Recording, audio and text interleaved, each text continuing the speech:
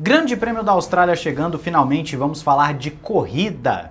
E lá na Paddock BR você inclusive entra no clima da corrida da Austrália com as melhores camisetas e também moletons das equipes, tem polos também, 100% algodão, não encolhe, e em compras acima de R$ 197 você leva um chaveiro colecionável. Entra pelo link na descrição, coloca o cupom RessacaMotor e você não vai se arrepender. Paddock BR aí embaixo.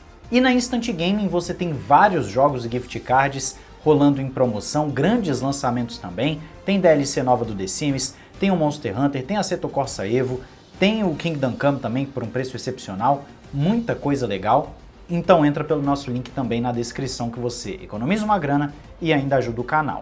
Olá amigo do Ressaca Motor, seja bem-vindo a mais um vídeo, eu sou Matheus Pucci. Finalmente vamos ao nosso vídeo de expectativas, horários, aqui curiosidades do Grande Prêmio da Austrália. Grande Prêmio esse que será o 39º da Austrália, sendo que os outros foram disputados 27 em Melbourne e 11 em Adelaide. Melbourne já está aí, figurinha carimbada no calendário há muito tempo, inclusive voltando agora a ser a etapa de estreia da temporada, coisa que não estava acontecendo nos últimos anos, estava sendo no Bahrein, o que eu particularmente prefiro, mas aí é um outro assunto. O maior vencedor do Grande Prêmio da Austrália é ninguém mais, ninguém menos do que Michael Schumacher, com 4 triunfos. E do grid atual, o maior vencedor é Lewis Hamilton, com 2 vitórias. Então, mesmo que o Hamilton porventura possa vencer, ele ainda não chega no Schumacher, o que é curioso, né? Já que o Hamilton teve um período de muito sucesso na Mercedes, mas só venceu apenas 2 provas na Austrália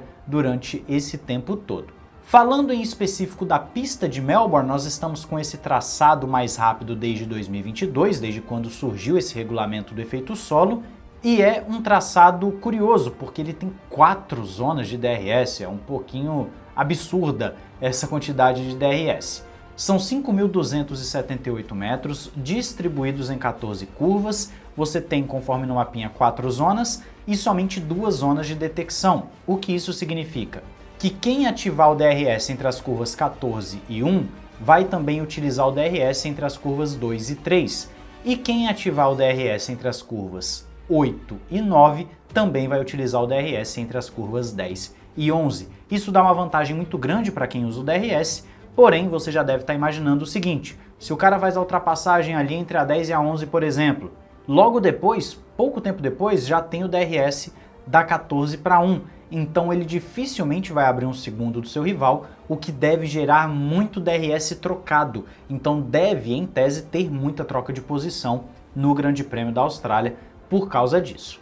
O recorde da pista é de Charles Leclerc do ano passado, 1:19.813, serão 58 voltas disputadas lá em Melbourne. E algumas mudanças estão previstas para Melbourne, mas são mudanças, vamos dizer, menores. Na curva 6, que é uma curva de alta velocidade, nós tivemos batidas nos últimos anos, e por causa disso, tanto na curva 6 quanto 7, a zebra foi alterada para ser uma zebra menos agressiva e também estão mexendo na proteção ali no muro de proteção.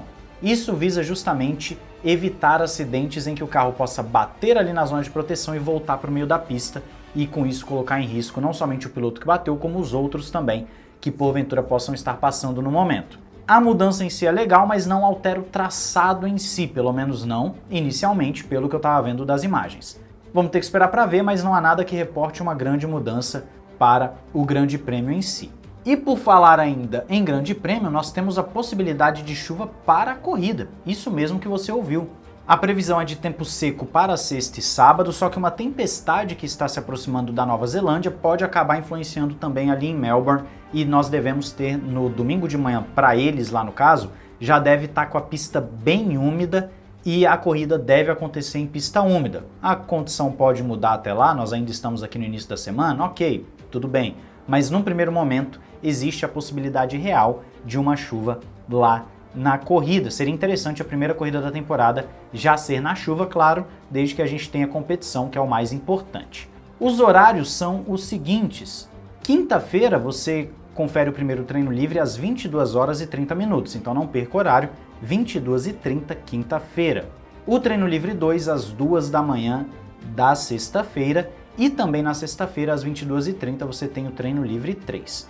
No sábado de madrugada, 2 horas, você tem a classificação e a corrida 1h da manhã. A transmissão é da Band e você também acompanha por Band Play e F1 TV, obviamente, caso você tenha, lembrando que agora tem o sistema 4K para quem possui o Roku TV, por exemplo, que aí você vai conseguir assistir em 4K e com multiviewer já integrado.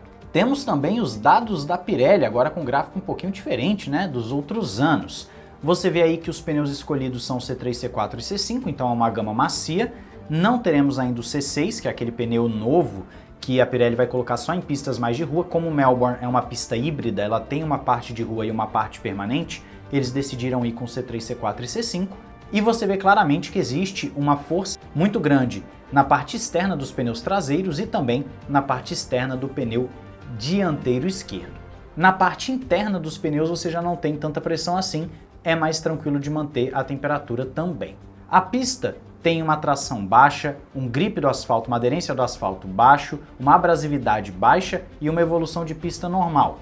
O estresse do pneu também é mediano, por isso ela foi para uma gama C3, C4 e C5. A frenagem não é forte, é baixa, né, como nós vemos ali no 2. A força lateral exercida nos pneus é mediana e o downforce do carro também é mediano. Isso eu acho que mudou nos últimos anos por causa da mudança de layout. Antes a pista era um pouquinho mais travada, então você podia ter um downforce maior, o que não te gerava um impacto tão grande. Mas essas são as informações da Pirelli, bem legais para nós. A expectativa para a corrida é aquela que nós temos conversado já há algum tempo aqui no canal. Se for pegar em consideração somente a pré-temporada, a McLaren chega como favorita, talvez 1, 2 ou 3 décimos à frente das rivais. Mas as equipes devem levar algumas atualizações e é aí que o grid pode dar uma embolada. Pode ser que alguma equipe até desponte um pouco mais, como pode ser que todo mundo fique muito próximo. Só que a expectativa num cenário ou no outro é o mesmo, que é o quê? Você ter basicamente McLaren, Mercedes, Red Bull e Ferrari andando relativamente próximas. Nenhuma equipe deve dar um salto muito grande. Se isso acontecer, vai ser atípico, não é o esperado para a temporada. Também espera-se um meio de pelotão com novidades. Talvez a Williams agora dê um salto de qualidade e a Alpine também esboçou uma certa reação. A Haas é uma grande incógnita, então vamos ter que esperar para ver o que a Haas apronta. Mas o meio de pelotão também existe uma expectativa de estar mais próximo. É o último ano de regulamento, espera-se que todo mundo esteja muito mais próximo nesse início de ano. A corrida deve ser animada, espero que seja, independentemente de chuva ou de tempo seco, que seja uma corrida animada e com carros andando próximos. O principal detalhe vai ser a capacidade dos carros de fazer a ultrapassagem, não perder pressão aerodinâmica, aquela coisa toda que nós sabemos que é um problema recorrente da Fórmula 1 moderna. Mas a expectativa está lá no alto.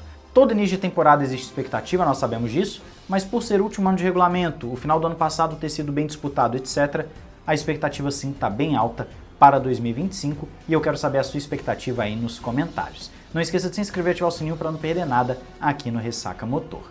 Um grande abraço, valeu e falou!